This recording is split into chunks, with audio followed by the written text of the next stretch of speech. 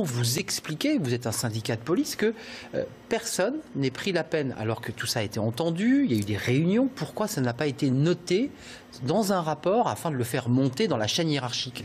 Alors déjà, il faut être très prudent à ce stade. On ne peut pas parler d'infiltration. Je pense qu'il faut faire très attention aux mots qu'on utilise. La police, aujourd'hui, rien ne dit qu'elle est infiltrée. On a... la preuve en est qu'il est Mickaël Harpon n'est pas un infiltré pour vous. Mais non, puisqu'il a été détecté en 2015. C'est ça, mais... Sauf qu'il y a une faille, et il faut le dire très clairement, et au prétexte... Mais une faille humaine, excusez-moi d'être un peu abrupt. Mais une faille sans être une faille, parce qu'au prétexte qu'on n'écrirait pas, parce que la France, voilà, les administrations, c'est très conservateur. Il faut des rapports. S'il faut qu'on prenne en compte, il faut écrire. Sauf que quand on a une teneur de propos de ce niveau-là, où quelque part, on cautionne ce qui s'est passé à Charlie Hebdo, je veux dire, les autorités n'ont pas besoin d'un écrit. Quand il y a plusieurs fonctionnaires qui rapportent quelque chose... Donc ça a été rapporté à l'oral. Sans avoir forcément l'écrit des fonctionnaires, l'autorité d'elle-même devrait dire... C'est quand même inquiétant. Attention, c'est grave. Plusieurs fonctionnaires me rapportent ça, mais moi, autorité, donc vous renvoyez... je me rends compte au-dessus. Vous renvoyez la balle, en fait, aux autorités qui, elles aussi, n'ont pas été vigilantes. C'est ce que vous dites. Mais c'est clair. Et quand le président de la République parle d'une société vigilante, commençons déjà par avoir des administrations vigilantes, parce que, alors la police, c'est sensible, mais ça ne concerne pas, malheureusement, que la police. Hein. Le rapport d'Éric Diard. On a des problèmes en milieu pénitentiaire. On sait que ça existe aussi en milieu hospitalier.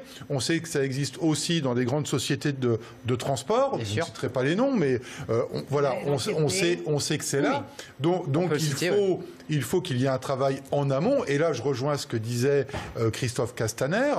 C'est une systématisation de détection automatique et de signalement qui immédiatement explique qu'il n'est pas un terroriste. On a quand même un climat comme ça de tension communautariste. Je ne sais pas comment vous l'avez vécu. Il ne faut pas qu'il y ait d'ambiguïté. En tous les cas, il n'y en a pas dans l'esprit de mes collègues. La police nationale, c'est l'image de la société. Nous avons des collègues musulmans, nous avons des collègues de confession juive. On a aussi des collègues qui sont d'origine chinoise et autres. Donc il n'y a pas de problème de religion et de travail entre collègues. Il y a une diversité au sein de la police. Il y a une diversité, voilà. Il y a des personnels gays et lesbiens également. Ça ne pose aucune difficulté de travailler.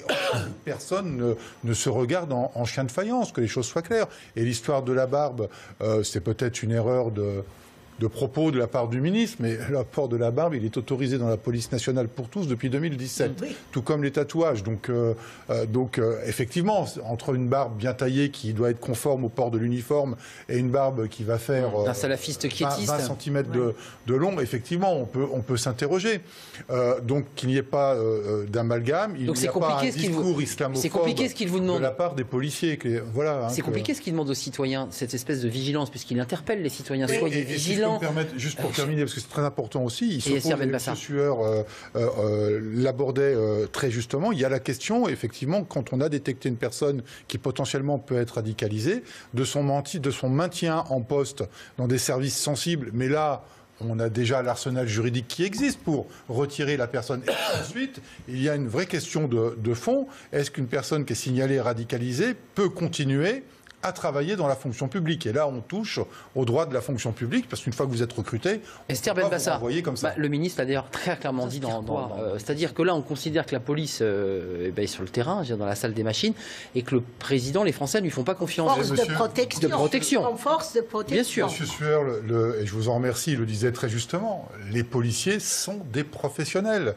Ils savent trier les informations, et on parlait également du message qui, je crois, a été diffusé sur votre chaîne hier soir, cet appel qui était fait auprès d'un commissariat, une chanson à...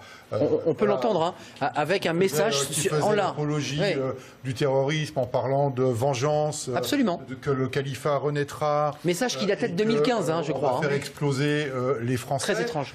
Bon, voilà, ça circule dans plusieurs commissariats. Quand on entend sur cette bande les collègues qui réagissent par rapport à cet appel, ils restent calmes, professionnels.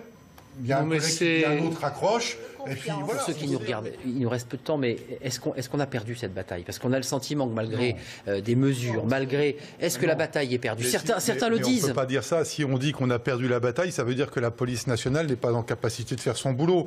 Or, elle l'a très bien démontré en 2015, malheureusement, sur les attentats de Charlie Hebdo et du Bataclan. Qu'est-ce qu'elle a démontré? Les terroristes ont été neutralisés, jusqu'à preuve du contraire. Il y a eu des morts quand même. Oui, non, mais il y a eu des morts, bien évidemment. Il y a eu des policiers tués également. Oui, parmi les victimes. Donc le terrorisme, c'est un travail de longue haleine. C'est pas seulement un travail de police. C'est aussi un travail extérieur à notre pays.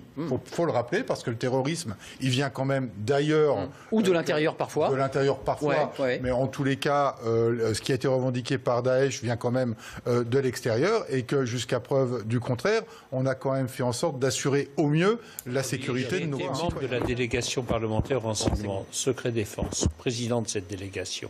J'ai eu beaucoup de contacts avec les services de renseignement. Et je dois vous dire que moi, je tire mon chapeau.